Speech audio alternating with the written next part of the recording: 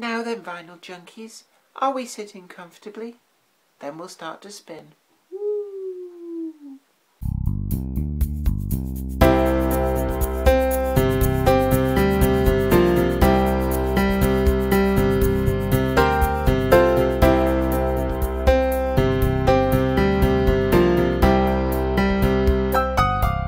Hi there, welcome to another 1000 Greatest Vinyl Records. Hey, Vinyl Junkies, good to have you along. Today, I thought we'd do something just a little bit different because we've done a lot of pop music, more up-to-date music and up-to-date artists.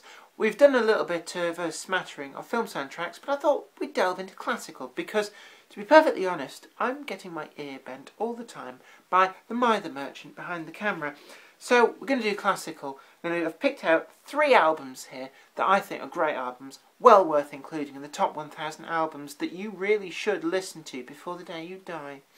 And the first one, this was, and probably still is in my view, the pivotal compilation set of classical music.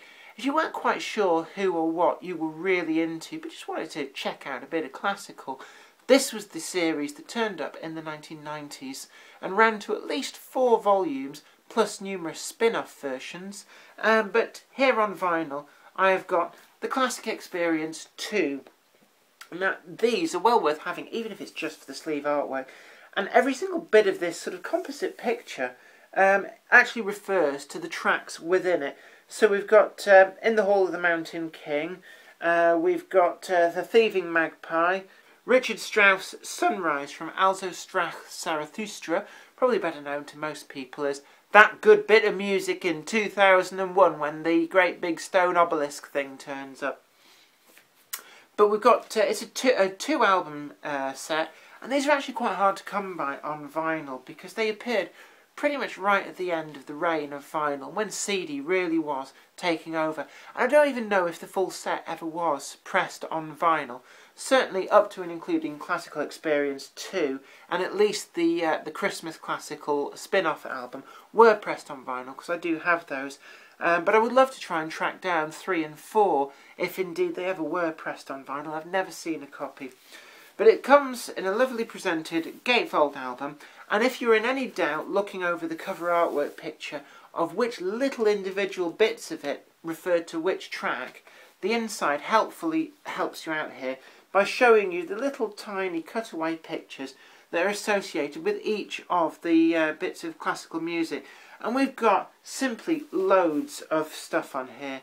There's best part of 40 tracks, if not more, across these 2 albums. And that was part of the problem, that it kind of, when you cram that many tracks onto a vinyl disc, it did start to cut down on the quality. So unlike your 180 gram virgin vinyl pressings that you get nowadays for your audiophile vinyl junkies, back then these actually didn't sound quite the greatest. So really, having it on vinyl is more of a collector's thing. But we've got O Fortuna from Karloff from Carmina Burana, Tchaikovsky, Sian from Swan Lake, Delibes' Flower Duet from Lakme, Grieg in the Hall of the Mountain King, Bizet, Overture from Carmen, we've got Rossini, Barbara of Seville, scrolling down, Beethoven für Elise, we've got Barber, Adagio for Strings, one of my favourite pieces of classical music of all time. The list goes on and on and on and on. So if you're unsure which classical composers you really like and you're unsure where to start, you really couldn't do much wrong, then get yourself one of the Classic Experience albums and have a listen through, and it will help direct you towards the kind of composers that you might really be into. Now, one of my favourite composers is Gustav Holst, and particularly The Planets. And we've got a Halle Orchestra recording here of The Planets, looking a bit sort of, I suspect this is 1980s, early 1980s, possibly 1970s, judging by the sleeve artwork. But it doesn't really matter which pressing you get, it's all good, because the orchestras are, well, playing something that was written a long time ago. This is actually a 1976 recording, and we've got Mars the Bringer of War, Venus the Bringer of Peace, Mercury the Winged Messenger, Jupiter the Bringer of Jollity, Saturn the Bringer of Old Age, Uranus the Magician, Neptune the Mystic.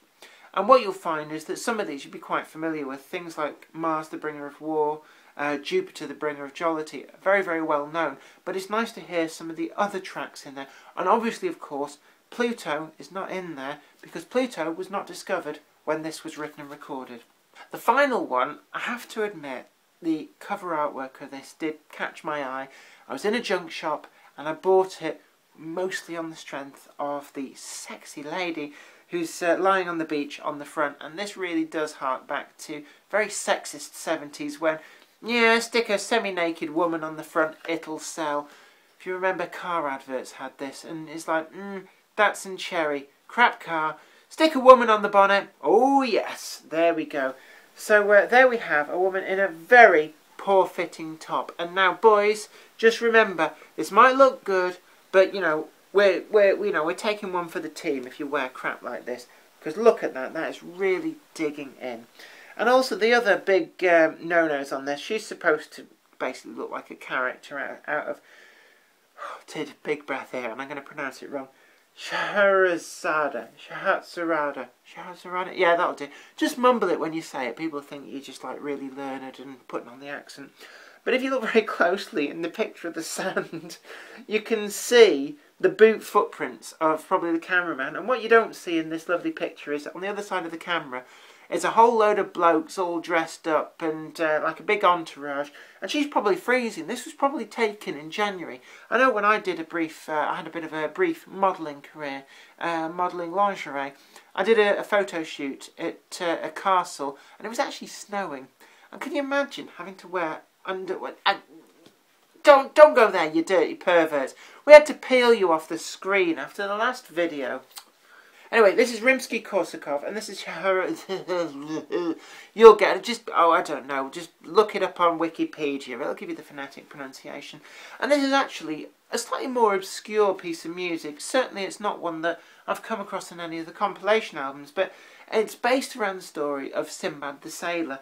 And on the back of this, we've got a lovely bit of information on the record, but it is a great record to listen to. And in fact, actually, if you go trolling through charity shops, you can pick up some great obscure classical music for not a lot of money. It's like an instant record collection. Just make sure that the record hasn't been scratched to death, and you'll have yourself some really good quality classical music at a fraction of the price that you'd get it either on CD or even to get it off iTunes or iTunes or whatever the kids are calling these things these days.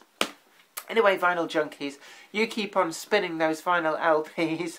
Leave some comments down below if you really want to. Don't forget to share this video and like it too. And I'll be catching up with you next time.